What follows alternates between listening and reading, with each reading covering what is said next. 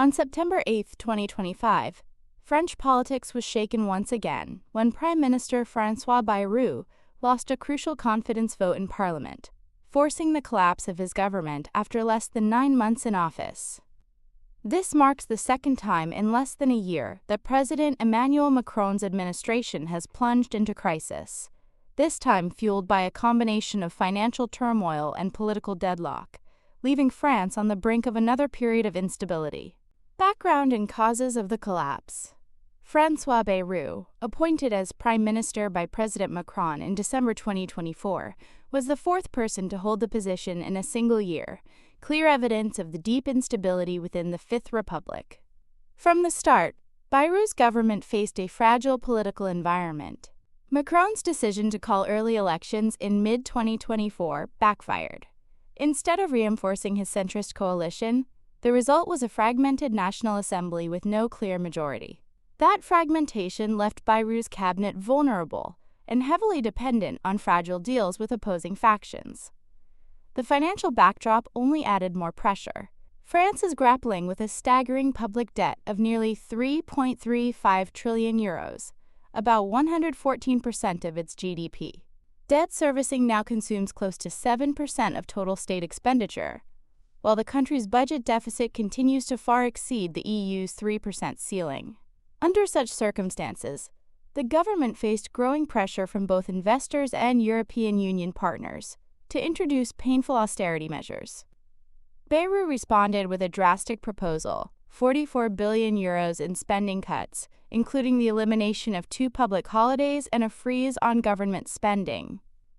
His goal was to restore market confidence and bring France's fiscal policies back into line with EU rules. The confidence vote and defeat. Hoping to secure Parliament's backing, Bayrou invoked Article 49.1 of the Constitution and called a confidence vote, believing lawmakers would recognize the necessity of his reforms. But the gamble proved fatal. Parties from across the political spectrum, left, right, and far right, banded together against him. The result was overwhelming. 364 votes against his government versus only 194 in support, far surpassing the threshold required to topple the cabinet. This outcome reflected more than just opposition to Bayrou's austerity plan. It revealed a broader rejection of Macron's strategy of pushing through centrist technocrats without securing genuine parliamentary alliances. Constitutional consequences and political reactions. Under constitutional rules, Bayrou was forced to submit his resignation. On September 9th, the Élysée Palace confirmed that President Macron had accepted it and would appoint a new prime minister in the coming days. The collapse has put Macron in an extremely difficult position. He must now decide whether to nominate another centrist technocrat, hoping for fragile cooperation in the Assembly, or to appoint a figure from the opposition in order to move legislation forward. Either path carries serious risks. The first could lead to further paralysis, while the second would be a humiliating concession of power. Meanwhile, opposition parties are seizing the opportunity. Marine Le Pen's far-right National Rally has renewed calls for fresh elections, confident that public disillusionment with Macron will boost their chances of forming a new majority. A recurring cycle of instability. This is the second government collapse in less than a year. Michel Barnier's administration fell earlier in 2024 after barely 3 months in office, a sign of how fragile executive power has become in France's semi-presidential system. The continuous turnover of prime ministers, combined with a fragmented parliament, has created a cycle of instability unseen in modern French history. Economists and analysts warn that the political paralysis could further damage France's credibility on financial markets. Investor confidence is already weakening, and borrowing costs may rise if no stable government emerges to commit to fiscal reforms. Some compare the situation to the Eurozone debt crisis of 2012, when fragile public finances threatened not only individual nations but the stability of the European Union as a whole. Broader risks and consequences. Beyond economics, the crisis is straining French society. Public opinion polls show widespread distrust in Macron's leadership, and growing frustration with politicians' inability to govern effectively.